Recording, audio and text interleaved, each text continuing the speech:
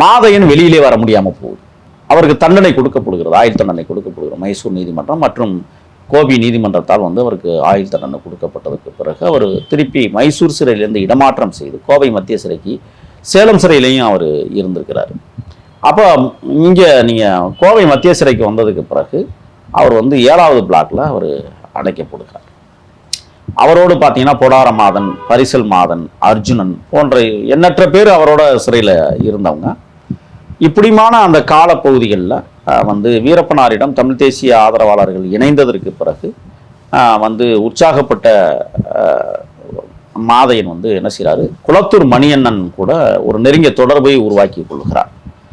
மணியண்ணனை அடிக்கடி சந்திக்கிறதுக்கான ஒரு வாய்ப்பையும் ஏற்படுத்துகிறார். மணியண்ணன் சந்திக்க முடியாவிட்டாலும் அவர் எழுதிய கடிதங்களும் இவர் எழுதுகிற கடிதங்களும் பரிமாறப்பட்டன.